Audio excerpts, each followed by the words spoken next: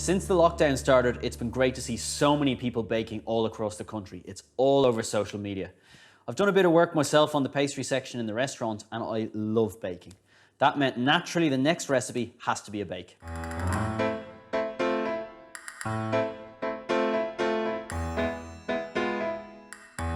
We all know flour has been very hard to come by recently, but they are replenishing the stocks and it is there. So hopefully you can get your hands on some. Now this recipe is one of my favourites. It gives you the real basics in bread technique. Plus it's traditional Irish and we've given it a few twists to elevate it to something absolutely delicious. First step in this cheesy white soda bread is to mix your flour, bread soda and salt in a bowl.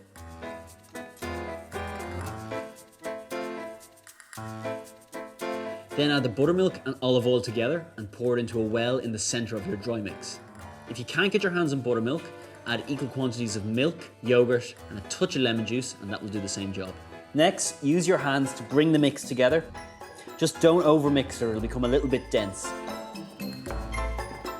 The next step makes this recipe a little different and in my opinion a lot better. So we add our leftover ingredients. Irish farmhouse cheeses, seasonal vegetables, even some spinach. Some mixed nuts, maybe a little bit of spice on top. Just make sure it's evenly distributed throughout the dough.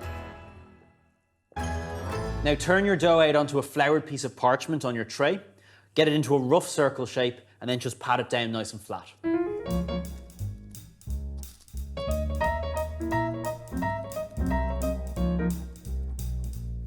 Next step is we lightly brush the dough with buttermilk. We give it a light dusting of spices. And then you would traditionally cut it into 4 quarters. But give it 2 crosses and we get 8 nice segments.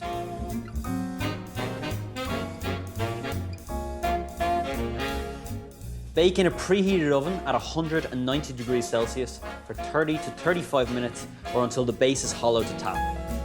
And the last thing you need to do is just let it cool on a wire rack. Just gonna rip one of my segments off here.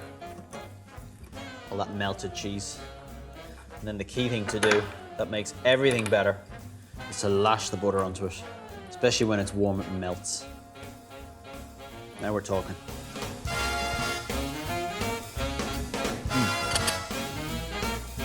Key to this recipe is the consistency of that dough. So use whatever flour you have available. Once you get that nailed down, you'll always have a brilliant bread.